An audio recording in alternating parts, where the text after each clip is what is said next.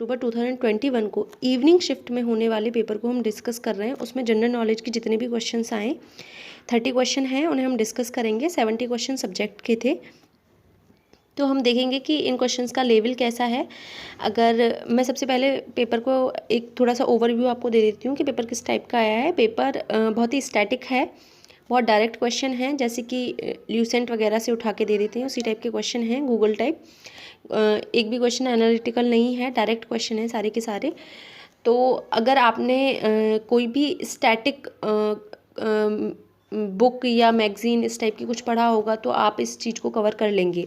ठीक है, तो हम फटाफट से एक बार सारे आंसर्स को चेक कर लेते हैं, उसके बाद में मैं आपको बता दूंगी किस टाइप से आप आने वाले एग्ज़ाम्स के लिए प्रिपेयर कर सकते हैं। तो अगर हम सबसे पहला ही क्वेश्चन देखते हैं, तो उन्होंने क्वेश्चन पूछा था कि एंशिएंट इंडिया में मैरिज के कितने टाइप्स हैं। तो अगर आप इसको देखें तो एंशिएंट इंडिया में मैरिज के 8 टाइप्स थे, और 8 टाइप्स के बारे में आपको पता होगा। मैं आपको बता देती हूँ। ब्रह्म विवाह, दैव विवाह, अर्श विवाह, प्रजापत्य विवाह, गंधर्व विवाह, राक्षस विवाह, पैशाच विवाह, असुर विवाह, ये 8 टाइप थे। तो स्टार्टिंग के जो 4 टाइप हैं, ब्रह्म विवाह, देव विवाह, अर्श विवाह, प्रजापत्य विवाह, इन सारे विवाहों को अच्छी क्वालिटी का विवाह माना जाता था। इनको मतलब एक्सेप्टेंस थी। और जो गंधर्व विवाह, राक्षस विवाह, पैशाच विवाह और असुर विवाह, ये जो 4 विवाह थे, इनको अच्छी क्वालिटी का विवाह नहीं माना जाता था, इनको एक्सेप्टेंस नहीं थी। और अभी भी अगर आप देखें तो इस तरीके के विवाहों को अगर आप डीप में पढ़ेंगे तो एक्सेप्टेंस नहीं मिलती है हमारी सोसाइटी में। Question number 2, which Indian nationalist leader compare Dandi march as the Paris march of Napoleon. तो इसका राइट आंसर है Subhash Chandra Bose. Question number 3, which one of the following element is contained in the monazite sand. Right answer will be thorium. What was the name of the new rifle which was decided to be used in place of old rifle in 1857 in India? Right answer will be Enfield rifle। ये question आपको पता ही होना चाहिए, ये मैं expect करती हूँ कि ज़्यादातर स्टूडेंट्स का ठीक होगा। 1857 में एनफील्ड राइफल थी, जो कि एक बहुत ही बड़ा मुद्दा बनी थी 1857 की क्रांति को लेकर।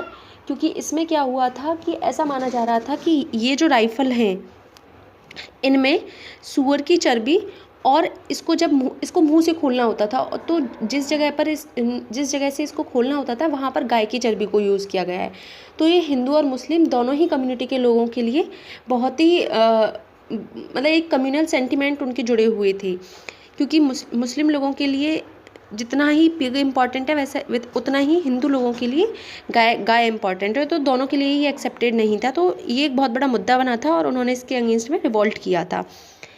Question number 5, during the regime of which of the following rulers the राग दर्पण वॉज ट्रांसलेटेड इनटू पर्शियन। इस क्वेश्चन का राइट आंसर होगा फिरोज शाह तुगलक। कुछ स्टूडेंट्स इसका अकबर टिक करके आए होंगे ये सोच के कि अकबर के टाइम पर तानसेन थे और काफ़ी सारे उन्होंने म्यूजिक को बहुत ही ज़्यादा इंपॉर्टेंस दी थी। तो आप लोग ध्यान रखें, इसका आंसर फिरोज शाह तुगलक होगा। इस टाइप इन्हीं ऑप्शंस को आप थोड़ा सा और भी देख लें, क्वेश्चन आ सकते हैं। लाइक जहांगीर का अगर आप देखें तो जहांगीर पेंटिंग्स के लिए बहुत फेमस थे। Next question, who wrote the economic history of India. अगर आप इकोनॉमिक हिस्ट्री ऑफ इंडिया की बात करेंगे तो ये बुक थी रोमेश चंद्र दत्त की, आर.सी. दत्त। आर.सी. दत्त ने इकोनॉमी से रिलेटेड कई सारी बुक लिखी हैं। दादा भाई नौरोजी ने भी इस तरीके की बुक लिखी हैं। और आर.सी. दत्त का अगर आप देखें तो आर.सी. दत्त 1899 में इंडियन नेशनल कांग्रेस के प्रेसिडेंट भी रहे थे। और इस सेशन की जो सबसे इम्पॉर्टेंट बात थी वो थी कि इस टाइम पे परमानेंट फिक्सेशन की बात की गई थी लैंड रेवेन्यू को लेकर। तो ये आप इंपॉर्टेंटली ध्यान रखें। In which part of the constitution of India the provisions relating to elections are incorporated. तो इसका आंसर होगा ऑप्शन नंबर डी। ठीक है, पार्ट 15 में इस तरीके की बात की गई है। पार्ट 9 का आपको पता होगा, पंचायती राज की बात की जाती है पार्ट 9 में। तो ये क्वेश्चन भी आप देख लें। इलेक्शन कमीशन को आप एक बार अच्छे से पढ़ लें, क्योंकि इलेक्शन पर क्वेश्चन आया है, तो हो सकता है नेक्स्ट पेपर में इलेक्शन कमीशन पे क्वेश्चन आ जाए या कॉन्स्टिट्यूशनल बॉडीज पर कोई क्वेश्चन आ जाए, तो इसलिए उसको आप एक बार पढ़ लें। When did the first regional rural bank in India came into existence? तो इसका राइट आंसर होगा 1975। 1975 में इस चीज़ की बात की गई थी। और ये क्वेश्चन इसलिए भी इम्पॉर्टेंट है क्योंकि फर्स्ट जो रीजनल रूरल बैंक था वो मुरादाबाद में ही सेटअप हुआ था, यूपी के मुरादाबाद डिस्ट्रिक्ट में सेटअप हुआ था। Next question, question number 9, zombie landing refers to which of the following landing. Right answer will be option number B.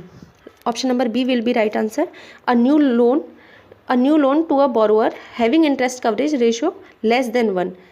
Hindi में भी मैं इसको पढ़ देती हूँ एक बार कि एक से कम ब्याज आवृत्ति अनुपात वाले उधारकर्ता को नया उधार देना।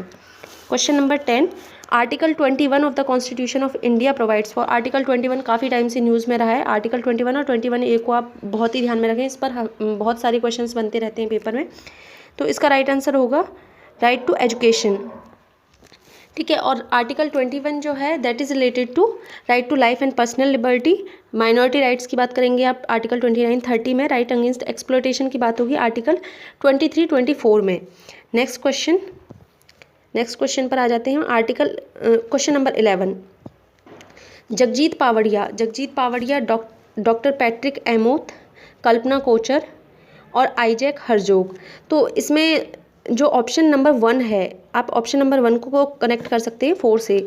जगजीत पावड़िया जो हैं वो अंतर्राष्ट्रीय नारकोटिक्स कंट्रोल बोर्ड के चेयरपर्सन रहे हैं, उससे जुड़े हुए हैं, काफ़ी न्यूज में भी रहे थे इस फिलहाल। तो इसको ही लेकर हमारा आंसर डी करेक्ट हो जाएगा, ठीक है। इसका ए का 4 हो जाएगा, बी का 3 हो जाएगा। पैट्रिक एमोथ को अगर आप देखें तो ऑप्शन नंबर WHO से ये कनेक्टेड है, आप इसको कनेक्ट कर सकते हैं, आप देख लीजिएगा। Who won the first gold medal in Tokyo Olympic 2020। अगर टोक्यो ओलंपिक की बात करें तो यांग कियान सबसे कम एज के पर्सन थे जिन्होंने, ये आई थिंक सबसे कम एज के भी थे, इसको एक बार चेक कर लीजिएगा, आप क्रॉस चेक करना। बट ये फर्स्ट पर्सन थे जिन्होंने फर्स्ट गोल्ड मेडल हासिल किया था 2021 के ओलंपिक में। अब आप अगर इसको देख रहे हैं तो आप इंडिया की साइड से ओलंपिक और पैरा ओलंपिक में पार्टिसिपेट करने वाले लोग और ध्वजावाहक कौन थे, जब सेरेमनीज़ में किस किस ने पार्टिसिपेट किया है, कौन कौन वो प्लेयर थे जिन्होंने मेडल्स हासिल किए हैं, इन सारे क्वेश्चंस को आप एक बार ज़रूर देख लें। Question number 13, which one of the following countries had left China association in May 2021। Right answer will be Lithuania. इसका लिथुआनिया राइट आंसर होगा। Parakram Diwas is celebrated to commemorate the birthday of which of the following. Right answer will be Subhash Chandra Bose इसका सही answer होंगे। Sabari Sankalp Yojana in Uttar Pradesh is intended to eradicate malnutrition. Reflective teaching is. चिंतन शिक्षण क्या है? जो चिंतन शिक्षण है वो रिलेटेड है, प्रैक्टिस सेंटर्ड है, ये अभ्यास केंद्रित है। In research process arrange the following steps in a sequence and select correct answer from the code given below. Research methodology पे मॉर्निंग शिफ्ट और इवनिंग शिफ्ट दोनों में क्वेश्चंस हैं, दो क्वेश्चन हैं इसमें। तो आप लोग तय मानिए कि आने वाले एग्जाम्स में भी रिसर्च मेथोडोलॉजी से क्वेश्चन आएंगे, और इसके लिए आप थोड़ा सा एक बार गो थ्रू हो लें कि रिसर्च टेक्निक किस तरीके की यूज़ करनी है। असिस्टेंट प्रोफेसर का पेपर है तो ये एक्सपेक्टेड था कि RM से क्वेश्चन आएंगे ही आएंगे। और जहाँ तक मुझे लगता है इसका आंसर होगा, इसका सबसे पहले हम जब भी रिसर्च प्रॉब्लम्स वगैरह या रिसर्च सिनॉप्सिस अगर लोगों ने बनाई होगी तो उन लोगों को पता होगा कि सबसे पहले फॉर्मुलेशन ऑफ रिसर्च प्रॉब्लम होता है।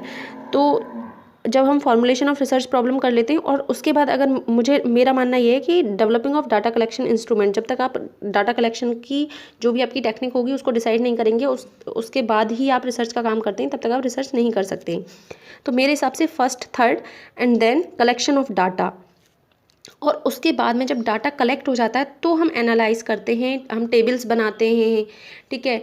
तो हम पाई चार्ट्स वगैरह जो भी हमें करना होगा उसको एनालाइज वगैरह हम लास्ट में करते हैं। तो मेरे हिसाब से इसका आंसर होगा डी। और वैसे भी आप देख सकते हो कि फोर्थ ऑप्शन से ही आप अगर देखें एलिमिनेट भी करें तो फोर्थ ऑप्शन सबसे लास्ट में होना चाहिए, और ये सिर्फ एक ही ऑप्शन में है। Next question, which one of the following is not a type of interview. तो अगर आप इंटरव्यू का टाइप देखें तो विशेष टाइप से कोई इंटरव्यू नहीं होता है, स्ट्रक्चर्ड, अनस्ट्रक्चर्ड, सेमी स्ट्रक्चर्ड, इस टाइप के इंटरव्यू होते हैं। Who was the first chairman of university grant commission. तो doctor Shanti Swarup Bhatnagar was the first chairman of UGC। Which of the following is in pre active stage of teaching. तो इस question को लेकर थोड़ा सा डाउट है कि क्या हो सकता है, बट मुझे लगता है, मैं अपने साइंस के बेसिस पर बताऊं तो मुझे लगता है कि डायग्नोसिस सबसे पहले होना चाहिए इसका आंसर, क्योंकि मूल्यांकन करना, क्रमबद्ध करना और रिमीडिएट करना ये सारे बाद के वो होते हैं, स्टेप्स होते हैं। अगर प्री एक्टिव यानी कि पूर्व क्रिया पूछी है यहाँ पर, शिक्षण की पूर्व क्रिया अवस्था क्या है, तो मेरे हिसाब से ये डायग्नोसिस ही होना चाहिए। A software program use to view web page is known as browser. GPU stands for in reference to the group, that will be graphics processing unit, graphics processing unit इसका राइट आंसर होगा। A web page can be designed by using one of the following, तो इसका right answer होगा HTML। Right answer will be HTML। In internet communication cookie is used for, इसको आप common sense के basis पर बता सकते थे। आजकल सब लोग मोबाइल्स यूज़ करते हैं कि कुकीज़ का आपको एक ऑप्शन आता है, कई बार आप जो भी चीज़ें देख रहे होते हैं उसी के रिगार्ड में आपको दूसरी चीज़ें दिखने को मिलती हैं। जैसे अगर आप गूगल पे जो भी चीज़ यूज़ कर रहे हैं उसी के रिगार्डिंग में आपको न्यूज़ फीड आने लगेंगी, यूट्यूब पर आप कुछ देख रहे हो तो उसी के रिगार्ड में आपको वीडियोज़ आने लगेंगी। तो एक तरीके की कुकीज़ ही होती हैं। कई बार बहुत सारी साइट ऐसी होती हैं जो परमिशन लेती हैं, बहुत सारी साइट ऐसी होती हैं जो परमिशन नहीं भी लेती हैं और उसके बाद भी आपके पास चीज़ें आने लगती हैं। तो इसका जो राइट आंसर होगा that is storing authentication information at client side for entire session. Client की ही साइड से होता है ये, हम लोग परमिशन देते हैं कई बार, तभी जाके वो चीज़ें हमें दिखने लगती हैं। Next question, which one among the following prizes is given for excellent work in the field of computer science. Computer science की बात करें तो ये ट्यूरिंग अवार्ड होगा। ट्यूरिंग अवार्ड कंप्यूटर साइंस के लोगों के लिए होता है। And abiotic component of an ecosystem will be humus. Next question, the following, question number 27,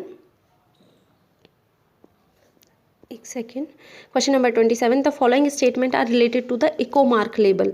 Ecomark label पर क्वेश्चन हाल ही में होने वाले जितने भी एग्जाम हैं उनमें कहीं ना कहीं ये क्वेश्चन बहुत आया है, तो आप लोग इस चीज़ का थोड़ा सा ध्यान रखें। इकोमार्क 1991 में स्टार्ट हुआ था, 1990-91 में इसको स्टार्ट किया था और ये प्रोवाइडेड बाय BIS, बिल्कुल ठीक है। Given by environmental friendly product, ये भी बिल्कुल ठीक है। The scheme was started in 2000, तो इन्होंने इसको इकोमार्क को ये दिया है, तो मेरे हिसाब से ये ऑप्शन इसका ठीक नहीं होगा और इसका आंसर B होगा। इसको एक बार आप लोग अपने एंड पर भी चेक कर लें क्योंकि इकोमार्क लेबल वाले क्वेश्चन पर मुझे भी थोड़ा सा डाउट है। इसको एक बार आप और चेक कर लें। मैंने जहाँ तक पढ़ा है ये 1990-91 के आसपास ही है, तो इसके हिसाब से मेरा आंसर 1 और 2 ही होगा। और भी अगर आपको डाउट है तो आप कमेंट सेक्शन में ज़रूर बताएं, मैं इसको एक बार वेरीफाई करके और अगर गलत होगा या कुछ भी डाउट होगा तो मैं कमेंट सेक्शन में इसका आंसर ज़रूर दे दूँगी। How many principles were formulated Stockholm conference in human environment. मानव पर्यावरण पर आयोजित स्टॉकहोम कॉन्फ्रेंस में कितने सिद्धांतों का सूत्रीकरण किया गया था, तो ये थे 25। Green house effect is mainly caused by CO2। The मॉल्टन rocks below the surface of the earth is called magma. जब हम बात करेंगे पृथ्वी तल के नीचे पिघली चट्टान को कहते हैं तो मैग्मा कहते हैं, और जब ऊपर वो निकल के आ जाता है तो उसे हम लावा कहते हैं। जो गर्म मैग्मा ऊपर आ जाता है पृथ्वी से उसको हम लावा कहते हैं। तो ये 30 क्वेश्चंस थे। ये सारे के सारे क्वेश्चंस बहुत ही इंपॉर्टेंट हैं आने वाले एग्जाम्स के लिए, चाहे असिस्टेंट प्रोफेसर का हो और यूपी में होने वाले अदर एग्जाम्स, चाहे यूपी RO ARO का हो, यूपी PCL के एग्जाम्स हों या फिर कोई और भी एग्जाम है, तो उसमें इसी तरीके के क्वेश्चंस पूछे जाने की पूरी आशंका रहती है। और ये सारे के सारे बहुत ही इंपॉर्टेंट क्वेश्चंस हैं। आप इन क्वेश्चंस को ज़रूर देखें ध्यान से और पढ़ें, और कुछ टॉपिक्स आपको समझ में आ जाएंगे कि RM के क्वेश्चंस इंपॉर्टेंट हैं या हिस्ट्री में किस टाइप के क्वेश्चन इंपॉर्टेंट है। आप कांग्रेस के सेशन ज़रूर देख के जाएं, वो सारे उनसे दोबारा से क्वेश्चन रिपीट हो सकते हैं। कुछ इंपॉर्टेंट बुक्स हैं, आप उनको पढ़ के जाएं। ल्यूसेंट में टेबल बनी हुई है, मैं आपको बहुत ध्यान से बता रही हूँ, ल्यूसेंट में टेबल बनी हुई है जहाँ से डायरेक्ट क्वेश्चंस आ सकते हैं बुक्स के ऊपर। गांधी जी के ऊपर ल्यूसेंट में एक टेबल है, आप उस टेबल को जरूर पढ़ के जाएं, वहाँ से डायरेक्ट क्वेश्चंस आ सकते हैं। तो ये सारे कुछ इंपॉर्टेंट क्वेश्चन होंगे, आप इनको ध्यान से देखें, पढ़ें और इनके अकॉर्डिंग ही इनको अपना बेस मान के आगे के पेपर्स की तैयारी करें। All the best for all the students. आपका अच्छा स्कोर बन रहा हो आई होप इस एग्ज़ाम में, और अगर नहीं भी बन रहा हो तो भी आप लोग अच्छी होप के साथ आगे के एग्ज़ाम्स के लिए प्रिपेयर करते रहिए। Thank you, all the best.